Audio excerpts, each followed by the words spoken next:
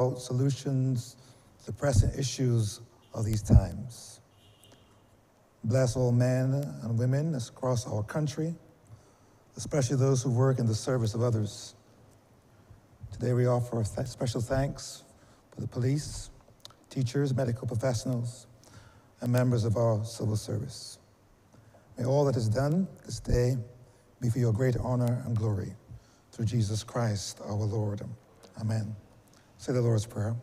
Our Father, who art in heaven, hallowed be thy name. Thy kingdom come. Thy will be done on earth as it is in heaven. Give us this day our daily bread, and forgive us our trespasses, as we forgive those that trespass against us. And lead us not into temptation, but deliver us from evil. For thine is the kingdom, the power, and the glory, forever and ever. Amen.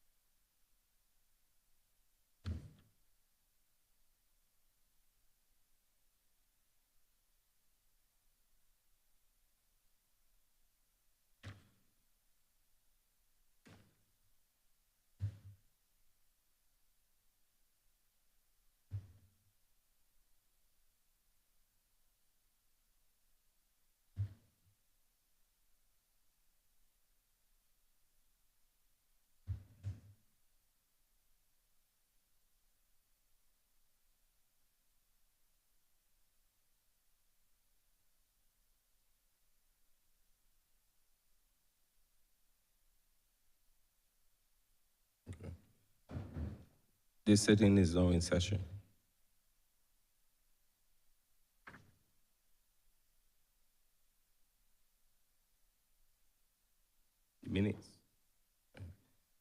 Minutes for the meetings held on Tuesday, the 15th of July, 2025, and Tuesday, the 29th of July, 2025, to be confirmed.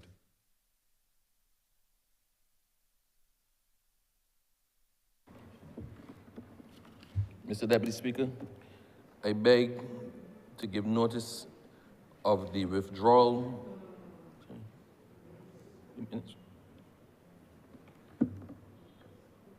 I beg that these minutes be deferred. Second that, sir. Confirmed.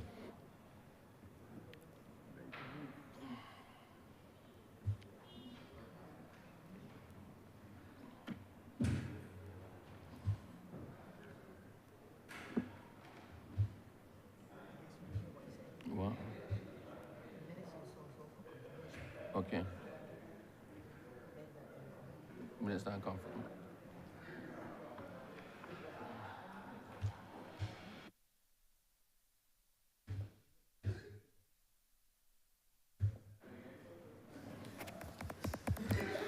Mr. Deputy Speaker, I beg that these minutes be taken as read and confirmed. Hello? The question is that these said minutes be confirmed. All those in favor say aye. All against, please say no. I think the ayes have it. These minutes are now confirmed.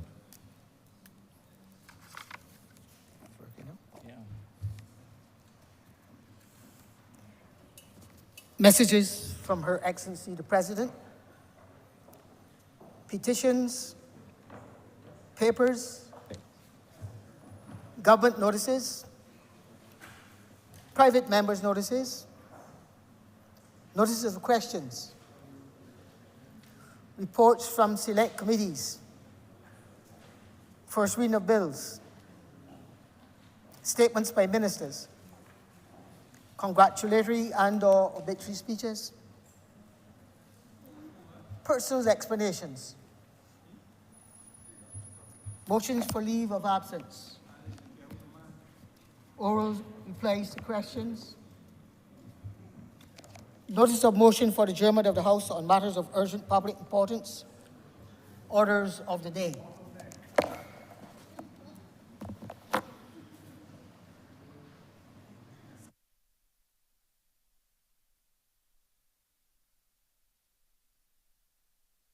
Government business is the order of the day.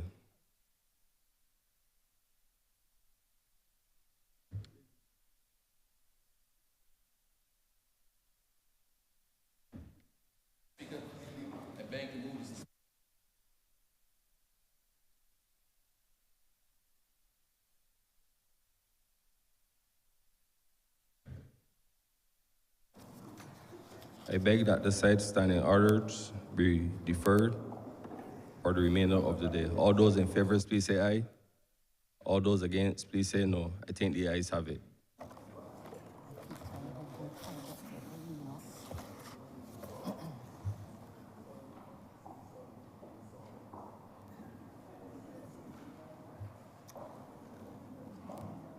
Government business. Mr. Deputy Speaker, I beg to give notice of the withdrawal of the Integrated Coastal and Marine Management Bill 2025.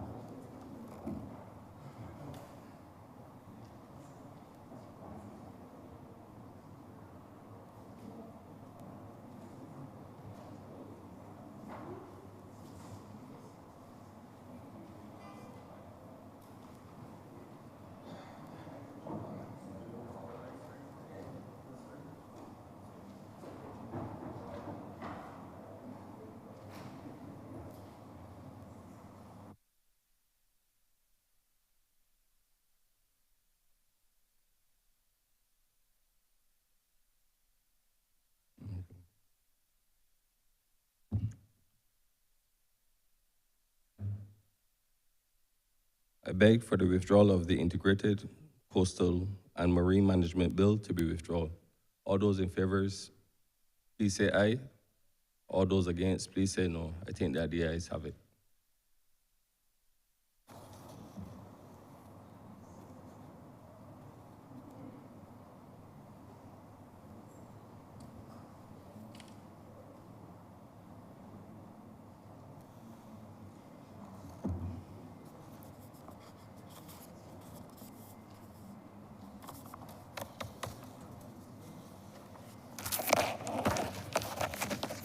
Order number 7, sir. In the name of the Honourable Minister of Tourism and International Transport, to move the second reading of the Tourism Accommodation Bill 2025. Honourable Mr. member. Mr. Deputy Speaker, I will like to seek your leave in respect of the matters before us, which has to do with one, the Tourist Accommodation Bill and the Barbados Tourism Product Authority Repeal Bill, and to ask for your due consideration that the debate be that we do a cognate debate, sir. Permission granted.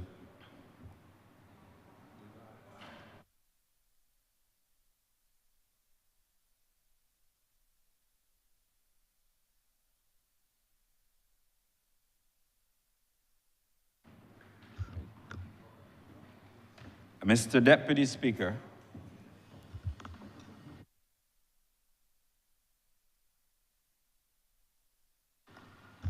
Mr. Deputy Speaker, having granted permission for this debate, for us to do a cognate debate, I believe it is important that we, first of all, accept that across our nation, that tourism, and certainly the tourism industry, is the virtual bedrock upon which our economy rests, and therefore an area in which economic activity and the social hopes of our people rests. And therefore, Mr. Deputy Speaker, let me assure you and the entire country that the government remains on the front line as it relates to growing and developing the tourism sector. And we do so, Mr. Deputy Speaker, because we strive for excellence. And in striving for excellence, we have to ensure that those who we inspire daily continue to give us the required standards that are necessary to advance this sector. And service, Mr. Deputy Speaker, and also standards must go hand in hand. And therefore, it is necessary that rather sometimes persons are complaining about the Barbados' heavy dependence on the tourism sector, I think the time has come for us to acknowledge and appreciate the attractiveness of tourism as a leading sector within the Barbados economy, one that dates back to many, many years, and one that has now become an attractive destination. We know, Mr. Deputy Speaker, that literature is, across Barbados, is filled with a lot of glowing accounts about tourism and why people come to Barbados. They come to rest, they come to enjoy our beaches, they come to go into the sea, they come for the entertainment, and they come because of the friendly interactions with our citizens. And over time, this has made us proud, and over time, it has given us an opportunity to advance our tourism sector. As a matter of fact, you recall, Mr. Deputy Speaker, that one of the future first president of the United States of America, George Washington, would have accompanied his ailing brother when he came to Barbados in about 1751.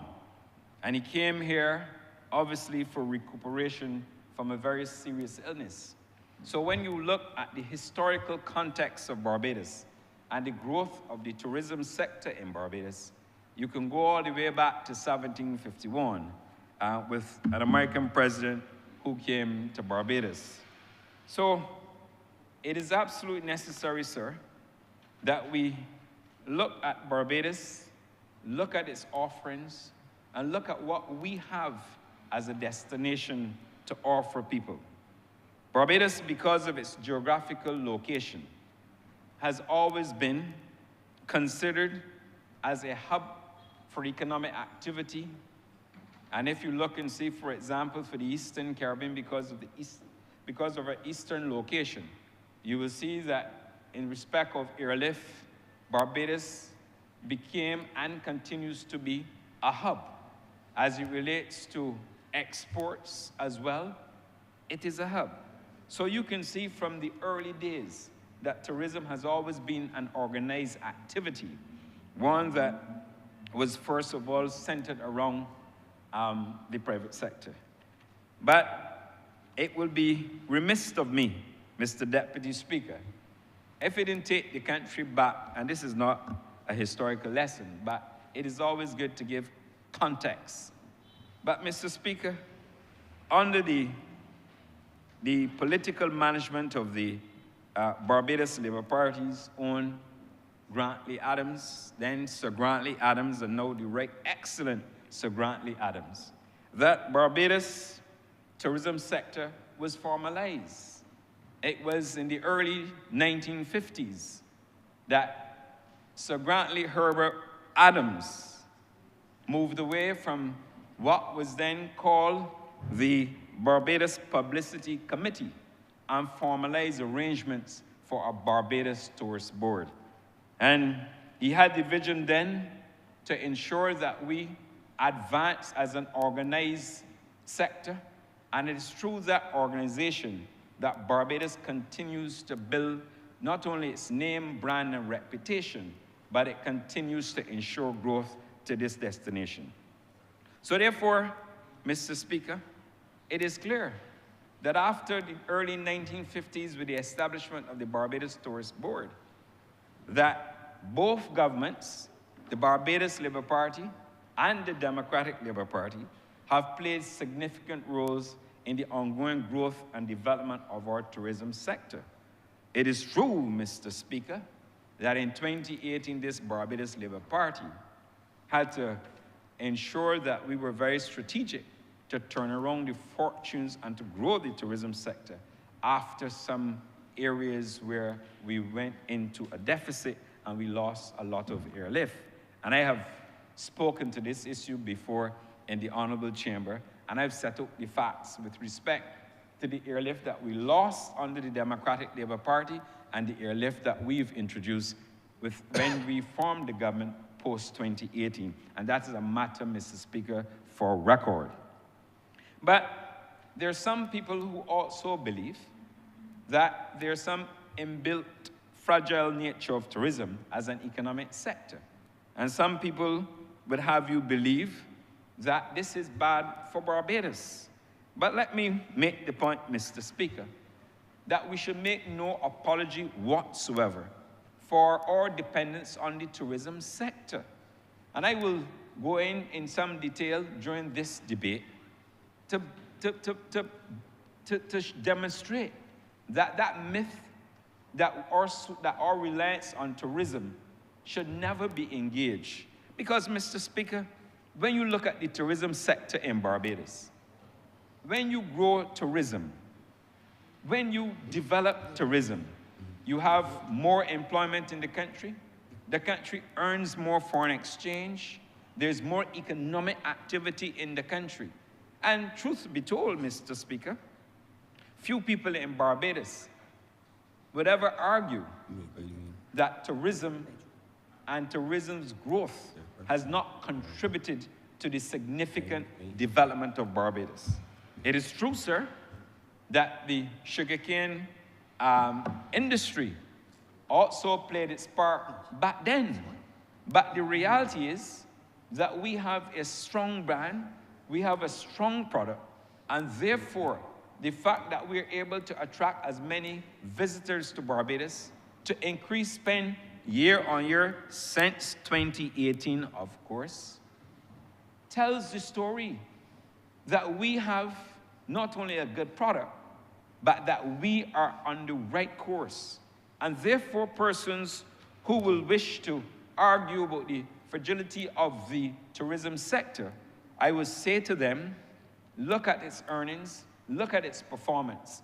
And I'm also going to make the point, Mr. Speaker, that as part of our mandate within the Ministry of Tourism, we have to seek to continually adjust the policy positions. We have to innovate, Mr. Speaker. We have to modernize, and Mr. Deputy Speaker, and we have to ensure that we do all we can do to improve the tourism sector. Now, Mr. Deputy Speaker, I made the point earlier that we should not apologize for our success in tourism and for our growth path in tourism. Mr. Speaker, if we were to shy away from the success that we have accomplished in our country for the tourism sector, it would tell us that something is wrong with those who we put in positions to lead. And therefore, we cannot for 1 second underestimate the tremendous benefits that this sector continues to enjoy. Mr. Speaker, Barbados has crafted its own brand, Brand Barbados. But we've done so because we continually focus on the key points and the core attributes that are necessary to ensure that we build the Barbados brand. And therefore, this very peculiar Barbados brand has not only served us well in the European market, but has served us well across all markets. And we are grateful, Mr. Speaker, for the fact that at this point in our development, we are growing the tourism sector and we are focusing on what is necessary. And Mr. Speaker, we have a mandate to jealously and zealously guard the tourism sector and to protect Brand Barbados. It is an invaluable asset, natural asset, Mr. Speaker, and Mr. Deputy Speaker, and therefore we have to do everything necessary to ensure that we protect our brand. Mr. Speaker, it is therefore necessary, and against this background, that the Tourist Accommodation Bill has been introduced. We are uniquely aware that across the globe, there are standards that must be met, standards that must be adjusted, policies that must be revised in order, and laws that are necessary to regulate the tourism sector. And this morning, as I review the bill, the Tourist Accommodation Bill, I think it is absolutely necessary that we look, first of all, at the objects and reasons. The bill, as it states, would provide for the licensing, classification, designation, and registration of tourist accommodation, the establishment of minimum standards for tourist accommodation, and the inspection and monitoring of tourist accommodation to ensure compliance with the minimum standards. Now, Mr. Speaker, Deputy Speaker, forgive me, sir, the bill is divided into 6 parts. And each part, Mr. Speaker, speaks to the hard work that the officers and those involved with the bill would have put in terms of creating a bill that reflects not only the regulatory framework, but reflects the true spirit of growth and development within the tourism sector. The bill, and I'll start with the section at part 2, where it speaks to the right to license to operate a tourist accommodation. Mr. Speaker, there's no secret in Barbados that only hotels, apartments, and guest houses are registered, inspected, and licensed for tourist accommodation in Barbados. But we have to accept that the sector over time has become even more diverse. You have a number of online platforms offering accommodation. You would have heard the Honourable Member for Christchurch East Central, when we were in this chamber, I believe it was July the 25th, when the Honourable Member introduced the Tourism Levy Bill and spoke to the plethora of online agencies that are now registering and selling tourist accommodation. But we have moved from the traditional hotel, guest house, and apartment to now what people refer to as Airbnb, Vrbo, Homestay, HomeAway, mybookings.com, you list them. And we are now faced with the reality that if persons are going to be offering vacation rental accommodation, that is absolutely necessary that they license. So this section makes it an offense to operate, advertise short-term rental accommodation without being registered, inspected, and licensed. And Mr. Speaker, when we look at it, Clause 4.3 of the bill, it makes it clear that if a person contravenes this process, that the person is guilty of an offense and liable on conviction, on summary conviction, to a fine of $250,000. Now, Mr. Speaker, I am not a lawyer, but let me also make this point with respect to the fines, because some people may leave this building and believe that a $250,000 fine is the only fine that will be imposed. But for the benefit of those who perhaps may remain within the doubt, let me make it clear that Section 22(6) of the Interpretation Act, Cap 1, makes provision for the fine, the penalty, and the term of imprisonment to be expressed at its maximum. So when you see a fine of $250,000 written into legislation, it simply means that that is the maximum, Mr. Deputy Speaker. And perhaps you may ask, Mr. Deputy Speaker, why I have stressed the point.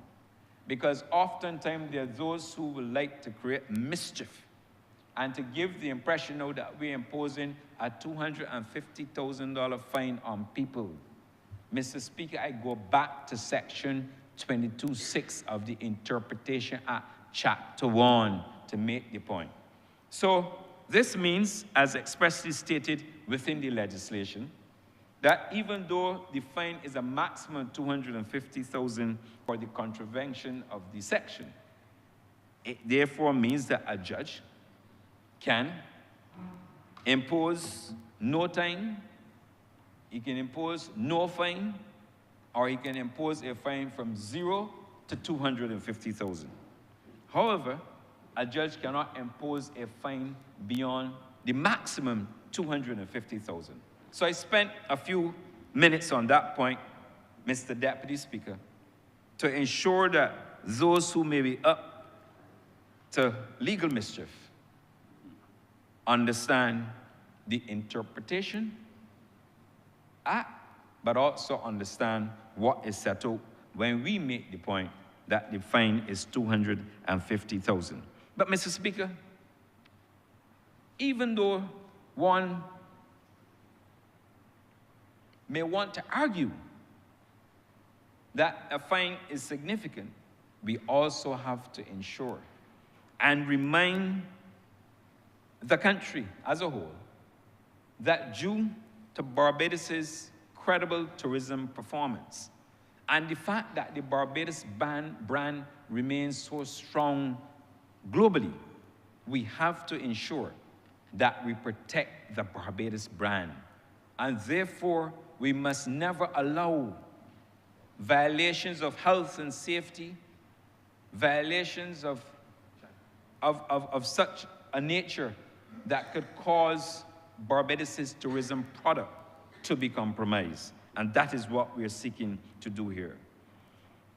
Mr. Deputy Speaker, as it relates to the application for a license, the bill makes it clear that an owner or operator of tourist accommodation or prospective owner or operator or the agent of such a person may, in the approved form, upon payment of the prescribed fee, apply to the Minister for a Tourist Accommodation License.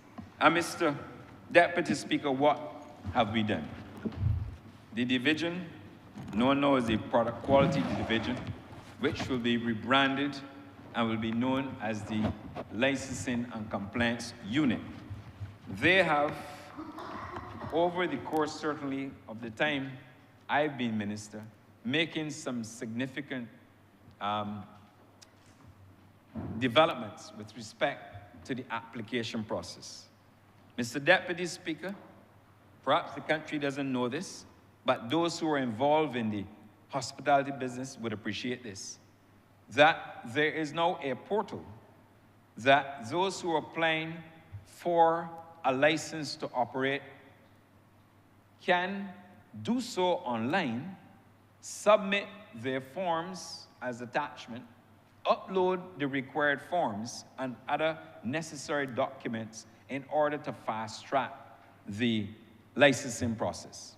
So no longer does one have to visit the office of the Ministry of Tourism and International Transport to apply for a license unless they want to do so. They have made provision for an online application process. And I'm happy and pleased to report that it's working, and it's working well. And there are a number of other improvements that we are going to be making to the management information system at the ministry to ensure that we even improve the efficiency of doing business within the ministry. We reminded Mr. Deputy Speaker of the Prime Minister's charge that we have to deconstruct and reconstruct. And thanks to the officers within the ministry, they have now ensured that they deconstruct and reconstructed their process that now creates even more efficiency in Barbados. So the applicant will now have to submit as usual, the health services permit or license, a certificate granted by the Barbados Fire Service, as they have had to do, a copy of obviously public liability insurance certificate, the number of rooms that are offered as a tourist accommodation, and of course, a multi-hazard plan for the accommodation.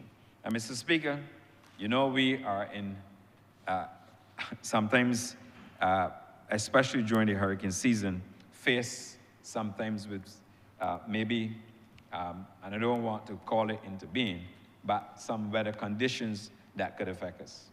And beyond weather conditions, there are other hazards as well.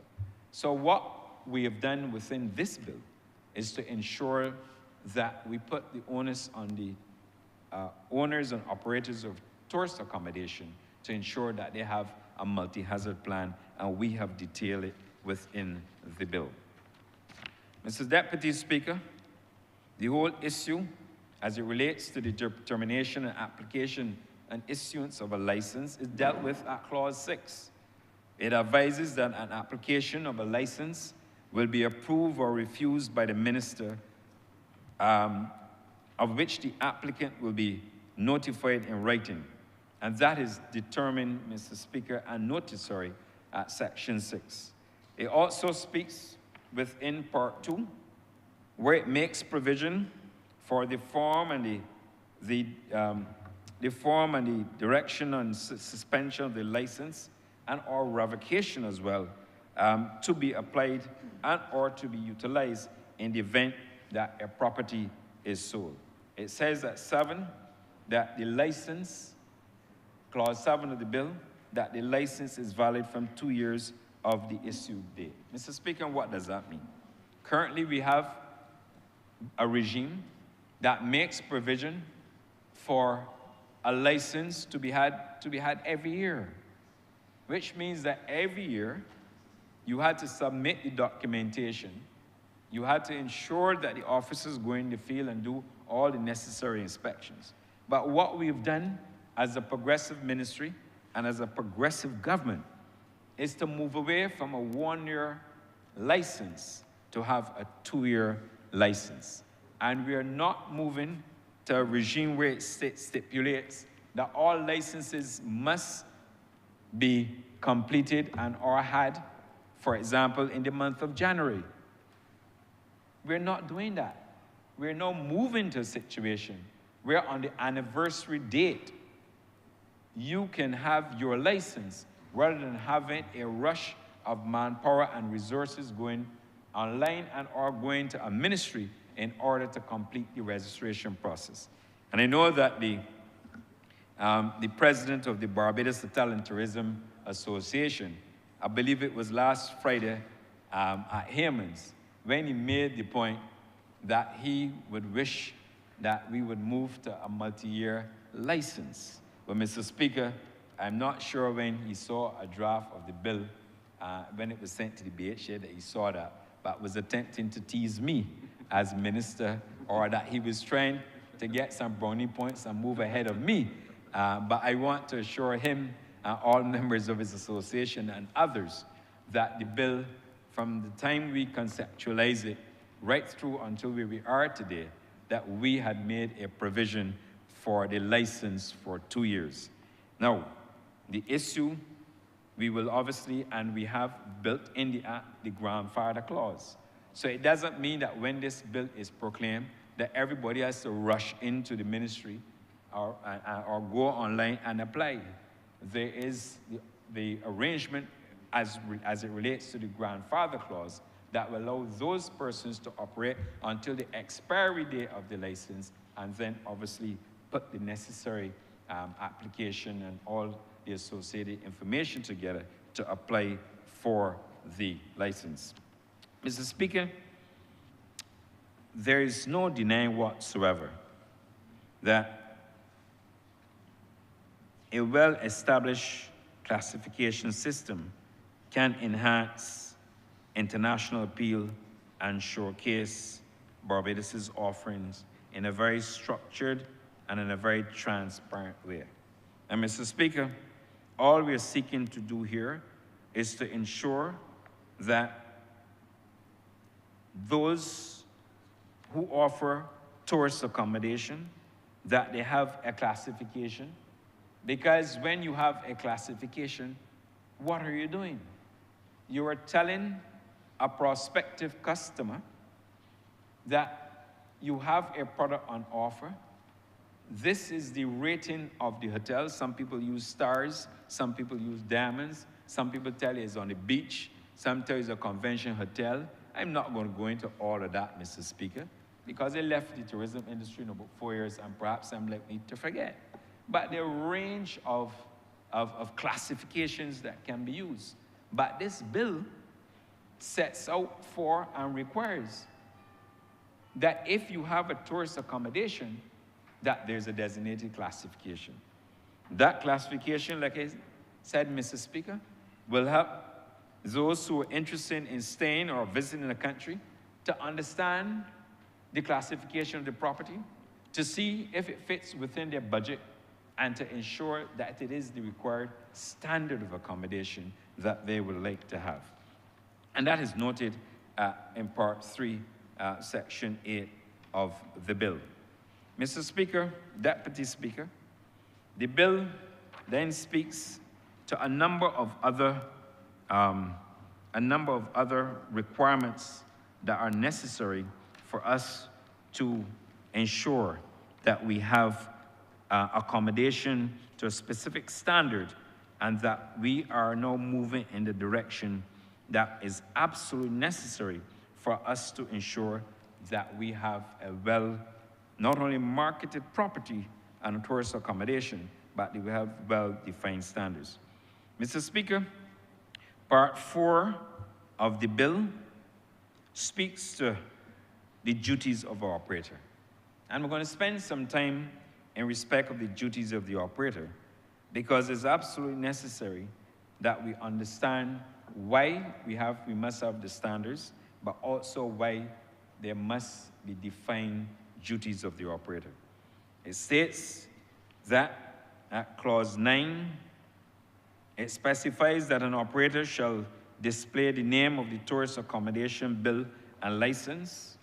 At Clause 10, it stipulates that there must be trained personnel on staff to maintain the prescribed standards of service.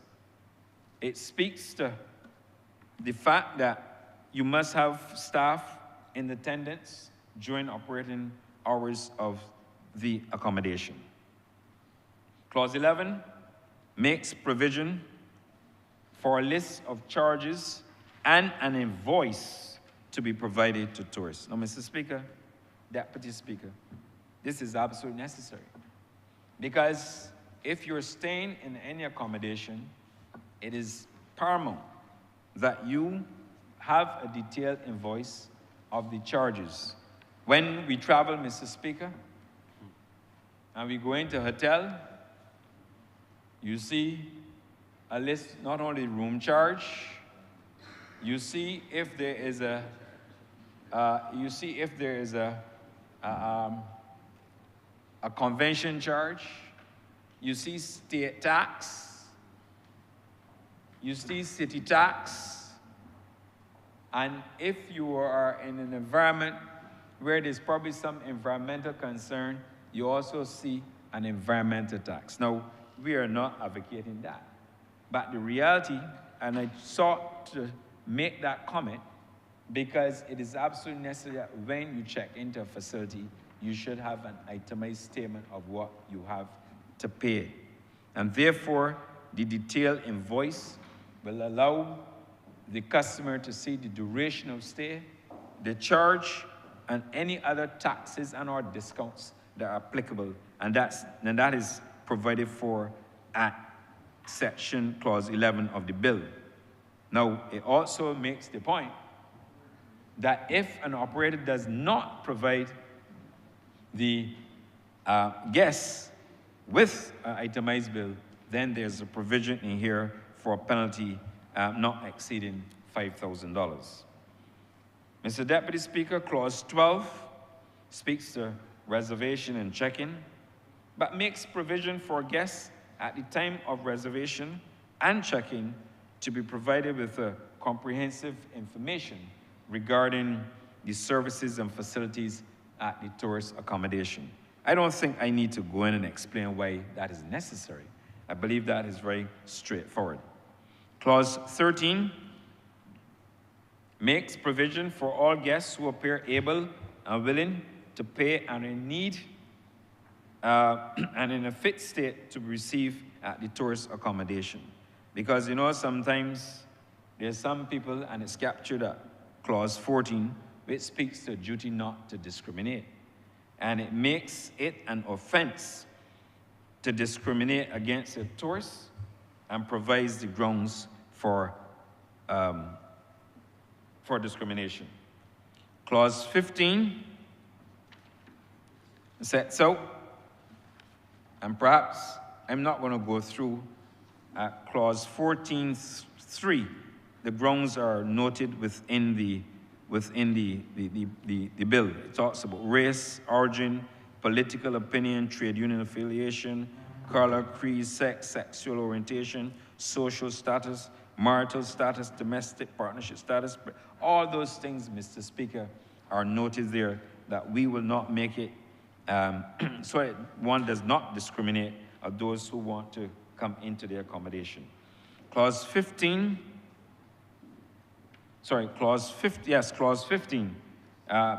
of the tourist accommodation bill stipulates that all tourist accommodation must be universally accessible for the benefit of the disabled community. Now, Mr. Speaker, this is very important because as we move to increase growth within the tourism sector, the disabled community cannot be discounted. And we feel very strongly about this, and that is why we've made provision at clause 15 within the bill, 15.1, which says that tourist accommodation which is built or renovated after the commencement of this act shall be universally accessible for the benefit of persons with disabilities in accordance with the prescribed requirements. So, Mr. Speaker, as I said, the disabled must also enjoy facilities at tourist accommodation. And therefore, while we've made the point that new bills after the commencement of this bill, we also recognize that those who currently do not provide universal access will have a defined period of time to do so. And we have punctuated within the Act, at clause 15.2, subject to section 3, an operator or owner of tourist accommodation existing prior to the commencement of this Act shall make their properties universally accessible within 5 years of the commencement of this Act, or shall apply to the minister for an exemption where it is not practicable to do so. So, Mr. Speaker, this Tourist Accommodation Act sends a very clear message about universal access. But it would also help not only the providers of tourist accommodation, but certainly will send the right message to the community that Barbados is very serious about how we want to treat with those who have disabilities within our tourist accommodation. Section 16, Mr. Speaker, Deputy Speaker, addresses how the tourist accommodation property must be kept. And it is important for us to maintain properties and to ensure that fixtures and furniture will always reflect the standard of the accommodation. And that is why it is necessary for us to have not only a licensing regime, but a licensing regime that incorporates inspection. Clause 17 states that an operator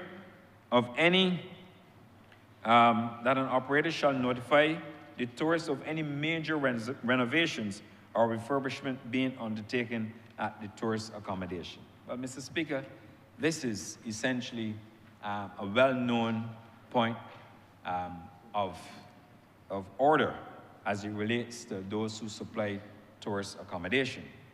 Because if you're bringing tourists, especially those who come through tour operators, you're duty bound to give notification.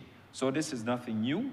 It is not a hindrance. All it says that where an operator contemplates major renovation or refurbishment, that they have a duty to notify those who are seeking accommodation at the establishment. Mr. Speaker, Clause 18 speaks to the protection of tourists and the public from harm by pets kept and accommodation. And Mr. Speaker, you don't want to have any tourist accommodation where you might have some pets, but the pets don't know the tourists coming in there, and then creates a problem. So what we're setting up very clearly, especially based on some reports that we have received within the product unit, I'm not going to go into detail, but when you see government inserting this clause, you must know that we've had a number of infractions relating to pets, and therefore we are mandating that notification be inserted in any tourist accommodation to prevent guests from harm.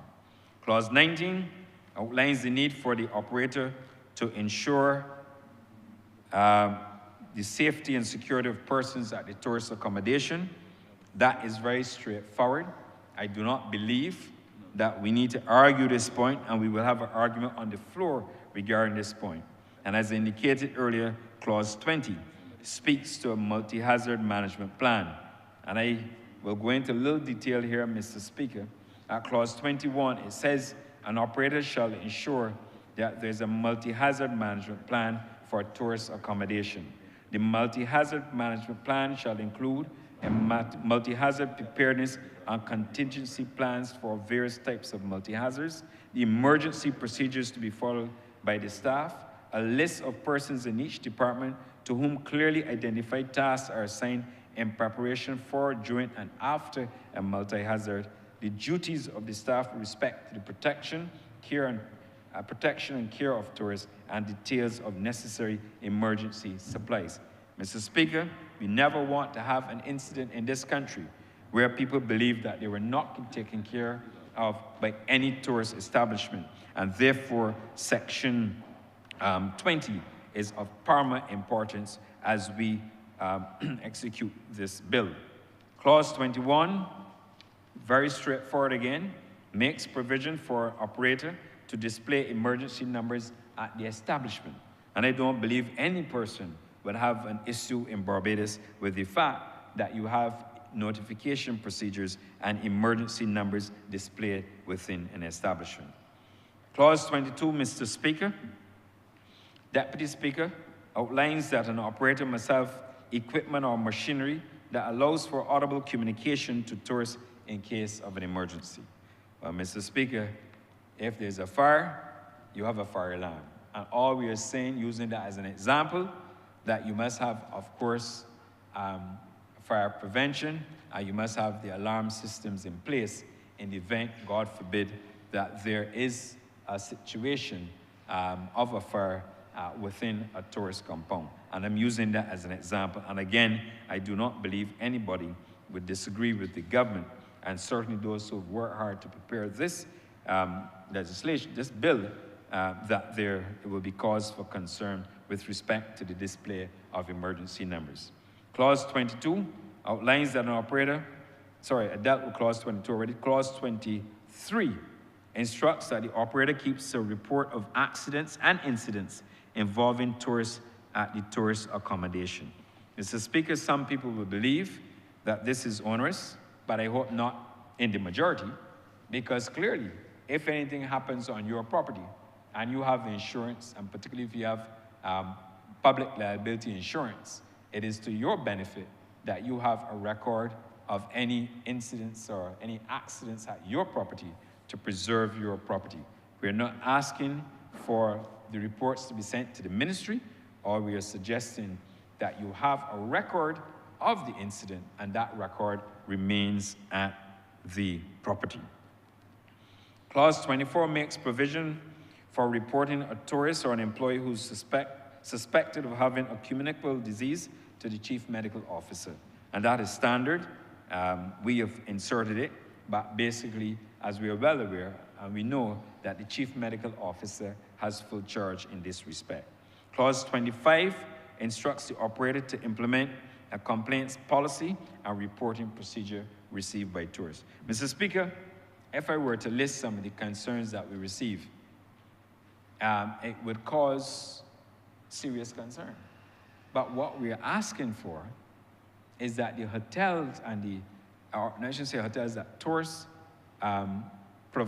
accommodation providers, that they keep a record of complaints. Because oftentimes, you may have a complaint that comes into the ministry.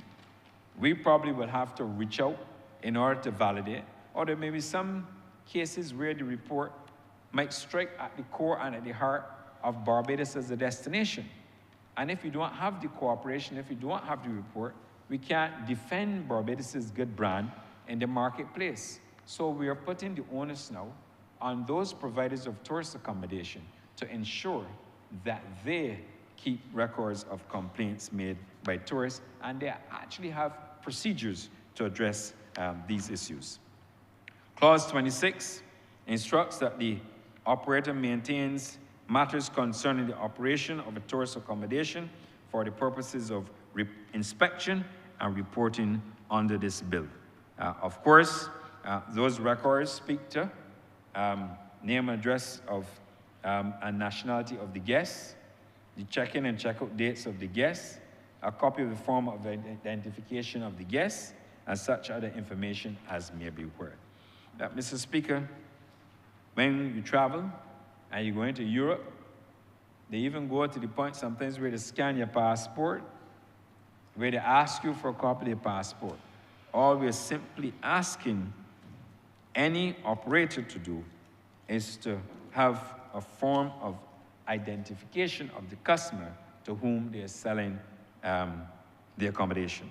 Now, this has even greater implications, Mr. Speaker, because as it relates to national security, it is always good to know who, notwithstanding you come through the checkpoint at the airport for border control, but you also have to ensure that those who are staying within your accommodation, that they are obviously known and that there's no potential threat, not only to the operation, but to the destination. So clause 26 seeks to inform those who are providing accommodation to ensure that they have the relevant records.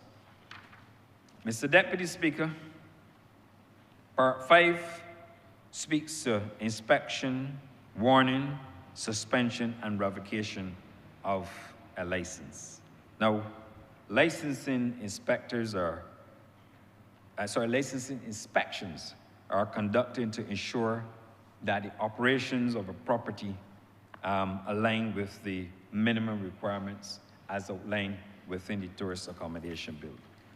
This section upholds industry standards.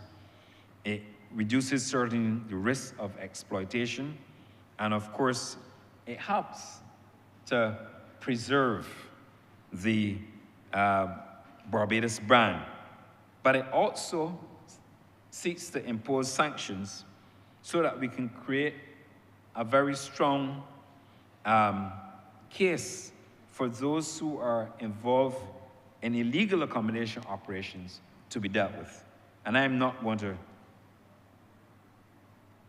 delay the House in respect of this matter, but except to say that any licensing regime must have a system for warning, for suspension, and/or revocation.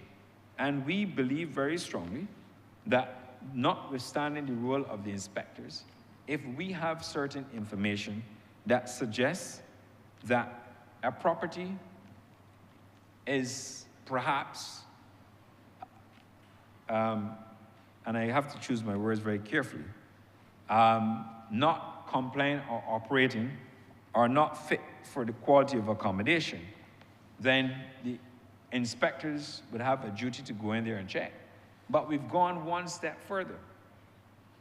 And within clause 27, clause 27.4, we make it clear that an expert appointed under subsections 3B2 shall be received and granted access to the tourist accommodation and shall be accompanied by an inspector.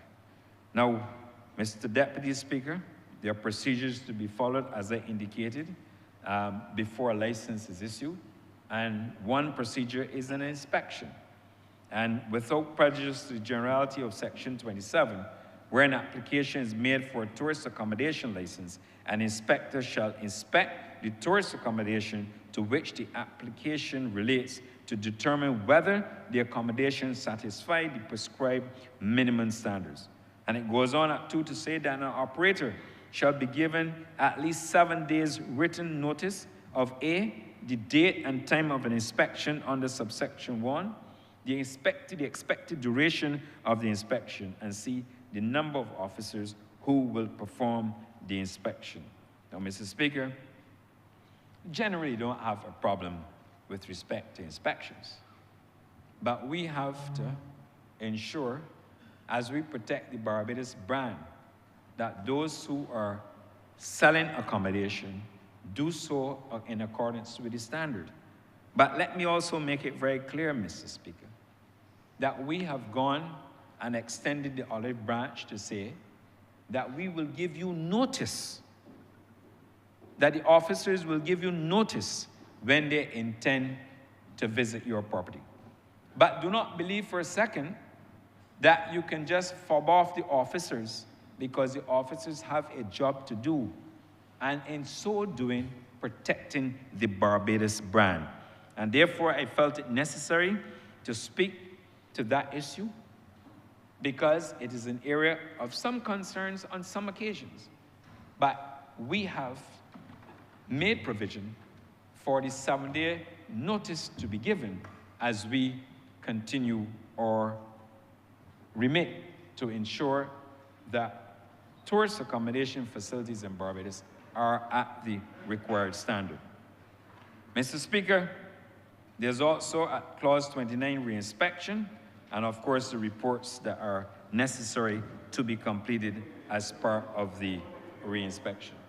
Warnings, Mr. Speaker, are detailed at clause 31, and the warnings essentially where an inspection of a tourist accommodation reveals a matter which was the subject of a prior request for rectification, the minister may issue a written warning to the operator requiring that the matter be rectified within a specified period. And it says so, what the warning is intended to do.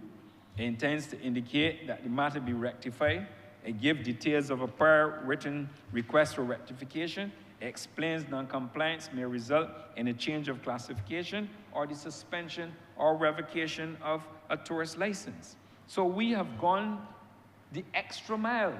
Not to say that we are going to come in one day and revoke your permit, but we believe that you will, one, have the subject of reinspection.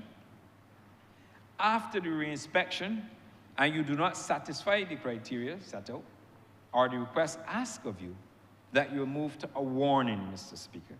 And after you've not compiled, you've not adhered, I should say, to the request, not only for the reinspection and the warning, that we can then move to a regime where you have a suspension of the license, or we could revoke. So I don't think anybody will argue with respect to the tenets of natural justice, but the ministry is not setting out a very clear framework for people to rectify problems. So it's not that the licensing and compliance department will come in one day and shut you down. Something will have to be so wrong for them to decide they're not going to issue a license. But we have built in, within this tourist accommodation bill, a series of steps and actions to be taken to ensure that those who offer tourist accommodation, that if you are not compliant, that you will have a series of steps to be followed before even the ministry would wish to consider a suspension or revocation of license. And of course, in doing so, if the view that the license should be suspended or revoked, of course, we have a right, and we've written it into Section 32, Clause 2, that the minister shall notify the operator in writing of his intention, stating the reasons for the suspension or revocation, and where the matter can be rectified, the date by which the matter must be rectified to avoid the suspension or revocation of the license. So we've settled very clearly at 32 a number of steps as it relates to the suspension, and at 31 what is meant by a warning system, and certainly at 29 reinspection, and at 30 report on the inspection. So, Mr. Speaker, we've also settled very clearly the arrangements at 33.1 for the revocation or suspension of the license. And that is very necessary because, and I made the point about the fine, that even though there is a fine, and I will repeat because the honorable member for Christchurch South is in his seat, and he's a lawyer, but I want to go back and revisit it. Sir, you were not here, so let me revisit it. Section 22.6 of the Interpretation Act, Cap 1, makes provision for a fine, penalty, or term of imprisonment to be expressed at its maximum. So within this legislation, it is expressed at its maximum. And that's not to say, so a judge effectively can decide there's no fine, no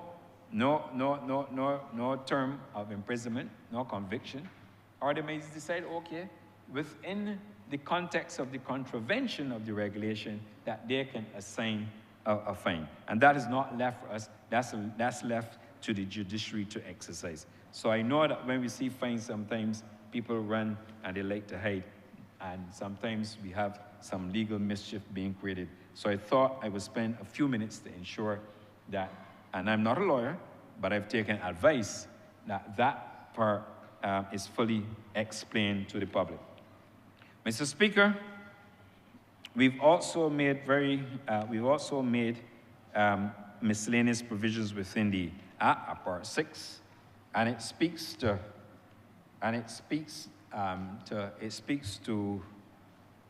the Register of Tourist Accommodation, and therefore we are going to ensure that all tourist accommodations are registered, and we have set out the format. It's noted at Clause 34, where we are going to set out the names and address and email addresses of the parties involved, contact information, the services offered, and so on. That is routine and is absolutely necessary for us. We've also made the provision at Clause 35 to ensure that the tourist accommodation be published every 6 months in alphabetical lists of tourist accommodation in respect of the license. So anyone who wishes to see whether or not we have registered accommodation will have the opportunity to do so. Of course, the Act speaks to the right of appeal at Clause 36, and it also speaks to confidentiality. The offenses are very well noted at 38 of the bill. It speaks to an offense for persons who wish to obstruct officers from the ministry in the execution of their duties, and the attendant fine to a maximum of $100,000.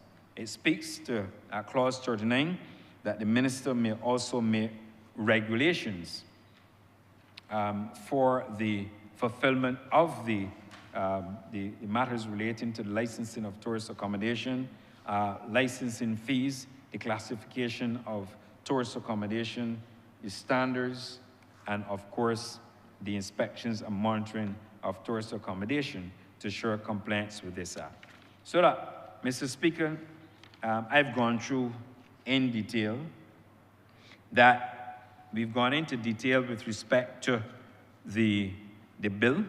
I believe I have done the Parliament its duty, and my duty, in terms of explaining in detail what is before the House with respect to the bill.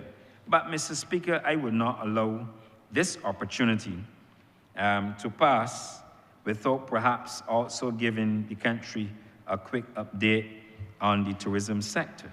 And I'll be very quick, Mr. Speaker. There are a number of policy matters that we engage at the ministry, and in our attempt to ensure that we build out the tourism sector. I would have mentioned in here before that we have a visitor spend task force, we have a tourism advisory council, we have a cruise advisory council, we now have a sports tourism policy approved by the cabinet, we have a young luxury traveler policy approved by the cabinet as well, an attractions policy that will see the build-out of additional attractions in the country. We have an airlift strategy, Mr. Speaker, that we discuss and we've spoken about time and time again. But we're also going the route of having a public opinion survey to ensure that to get Barbadians' views in respect to the tourism sector. And we also have the timeshare and fractional ownership bill that will soon be introduced into this Parliament. But, Mr. Speaker, with respect to the airlift strategy, we've done well with phase 1 of this airlift strategy. We focus on increasing the number of air seats coming into Barbados.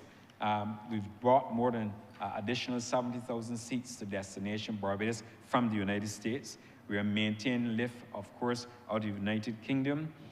Specifically, I would have spoken about the lift from Delta coming out of Atlanta, American coming out of the daily services, obviously, albeit with September and October being suspended as they normally do. The American Airlines Philadelphia service as well. Let me once again thank, for the record, the Permanent Secretary who's traveled with me along with the North American Director, Mr. Peter Mears, and the Canadian Director, Mr. UC Ski, who have played a significant role in helping us to expand our airlift. Of course, phase 2 of the airlift strategy will be executed. The focus is on new airlift coming out of key gateways within the United States of America, aligning with international traffic behind those gateways into Barbados. Of course, it is our duty to protect airlift in a very uncertain world, and we will continue to do so. With respect to some airline updates, I have the honor of informing the House, as the House may know, that KLM will resume service out of Schiphol on October 25th. Again, the focus being on driving additional European traffic. I have been advised that Copa Airlines will increase its service to Barbados.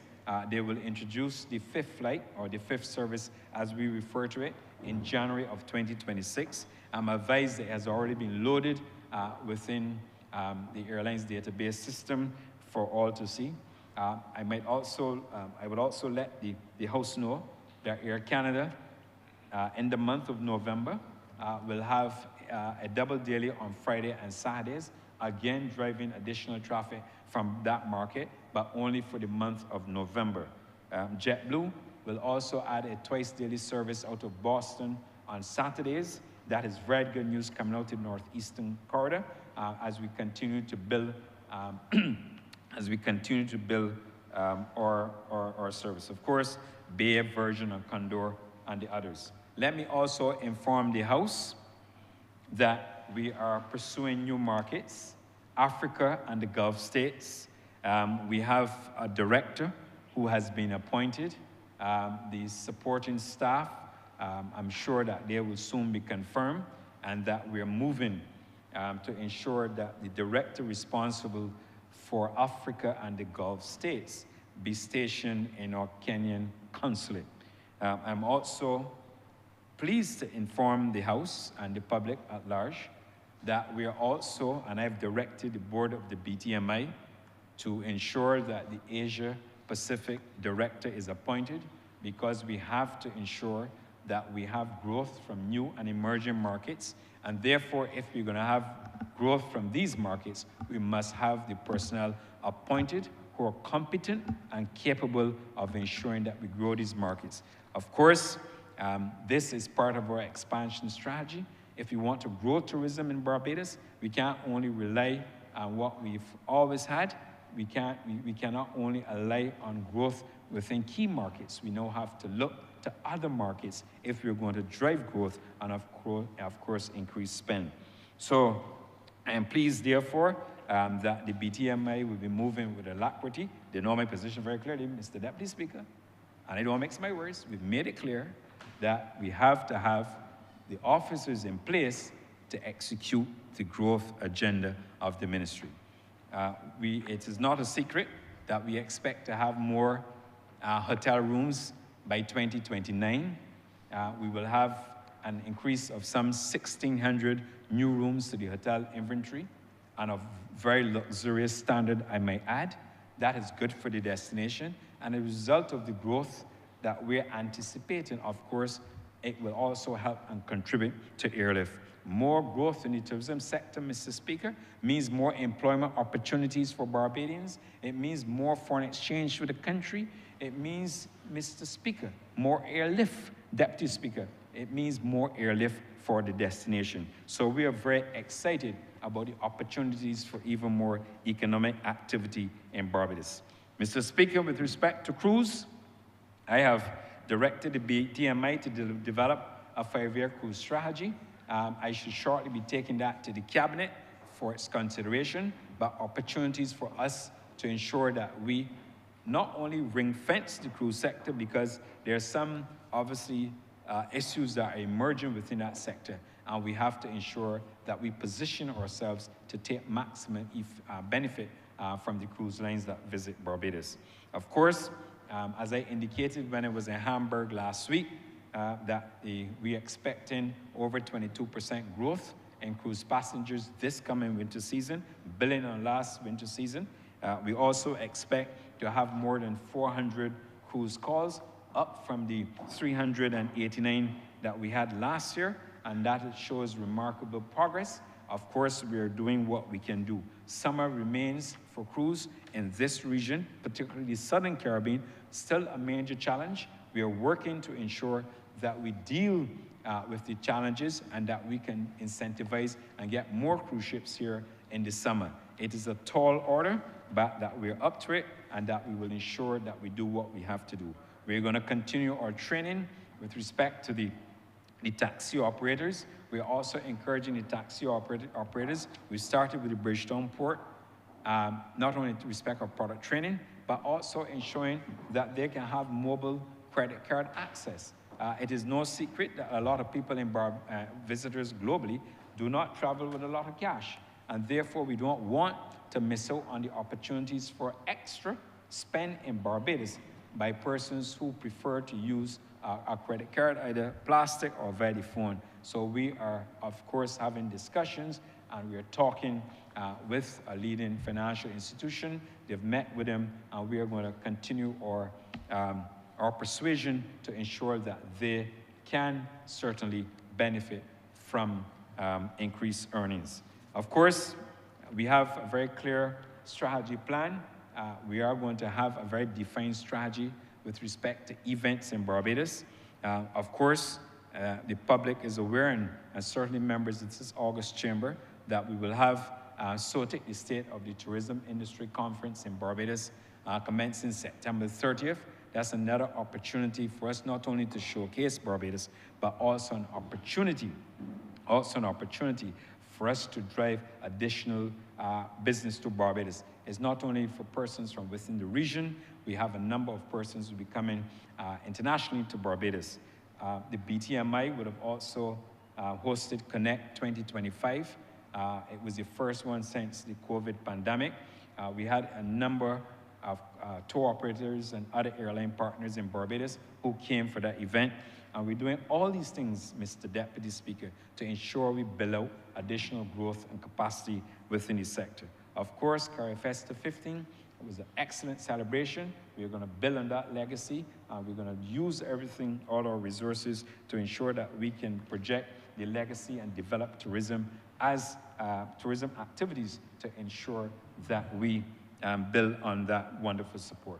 We are continuing to maintain support to the intimate hotels of Barbados, and we're giving additional support in respect of revenue management.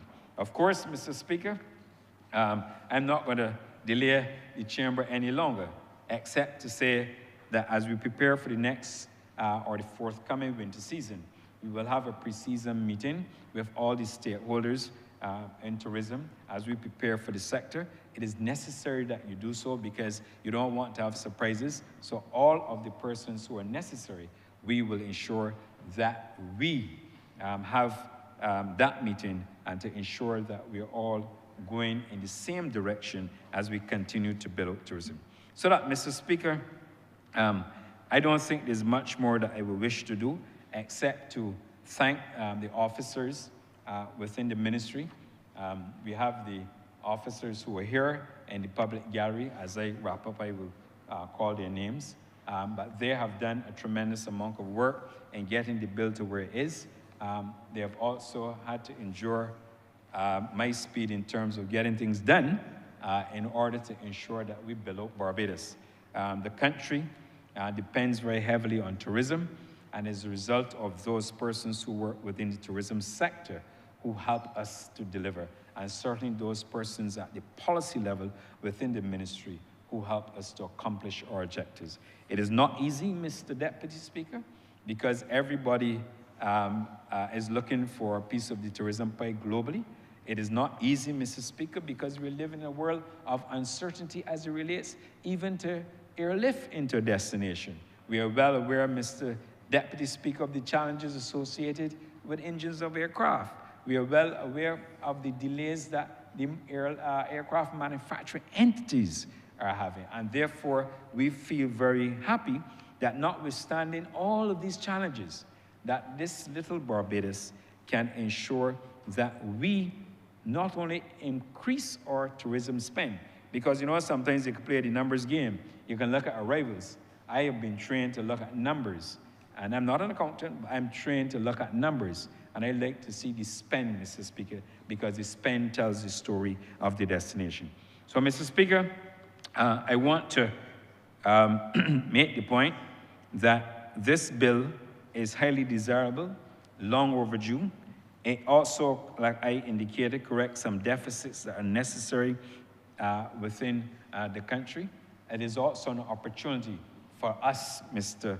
Deputy Speaker, to once again settle where we are, where we are going, and as a result of this, I am very pleased that I have the honor to stand here in this August chamber and to lead the tourist accommodation bill, recognizing the tremendous contributions by those who work on this bill within the ministry, and of course the staff at the CPC.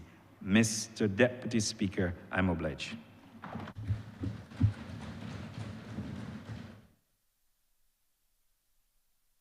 Mr. Speaker, I move that the bill be read a second time. Mr. Deputy Speaker, I beg the suspension of the Honourable Chamber.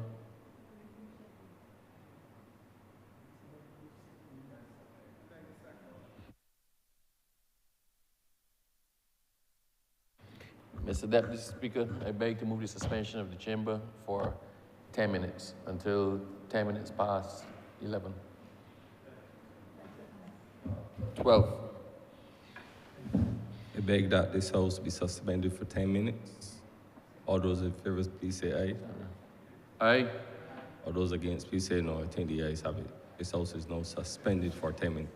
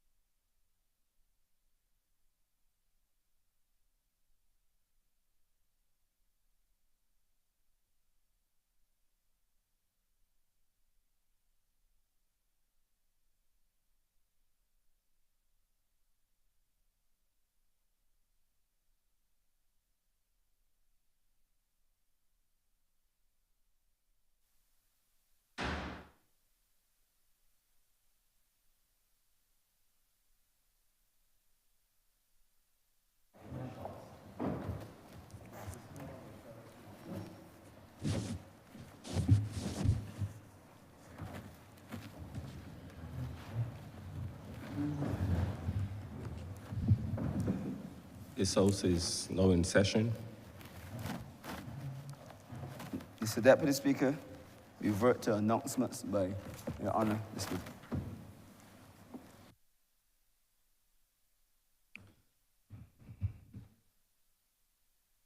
Good afternoon. I have received a piece of correspondence from the Prime Minister of Barbados, reference number C100/1, dated the 16th of September 2025, addressed to His Honor Neil G.H. Rowe, JP MP, Deputy Speaker of the House of Assembly, Parliament of Barbados, Parliament Building, Trafalgar Street, Bridgetown. And I quote, "Dear Mr. Deputy Speaker, Section 32(1) of the Constitution of Barbados provides for the Prime Minister and the Leader of the Opposition to jointly nominate a person to be elected as President of Barbados. I have the honor to inform you that Lieutenant Colonel the Most Honourable Jeffrey Davison Bostate, FB, in VO, has assented to the proposal to be nominated as President and Head of State of Barbados by myself as Prime Minister and by the Leader of Opposition, the Honourable Ralph Thorne, KC MP. I therefore officially advise you, Mr. Deputy Speaker, of the jointly nomination of Lieutenant Colonel the Most Honourable Jeffrey Davison Bostate, FB, in VO, by the Prime Minister and the Leader of the Opposition in accordance with Section 32(1) and 2 of the Constitution of Barbados. Signed by the Honourable Mayor Amar Mortley, SC, MP, Prime Minister of Barbados, and Mr. Ralph A. Thorne, KC, MP, Leader of the Opposition. I thank you.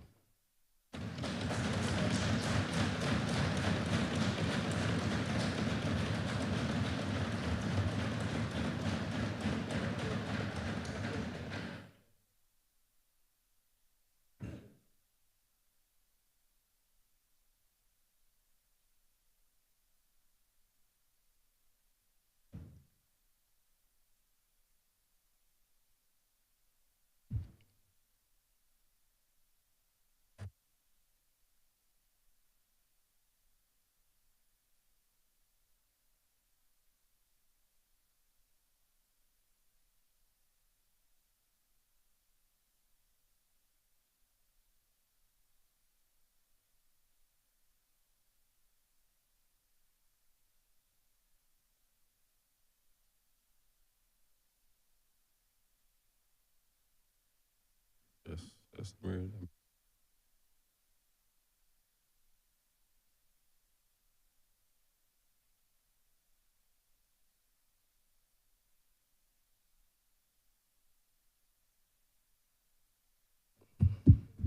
I wish to further announce that there will be a joint sitting with both houses of Parliament on the 7th of October at 10 a.m.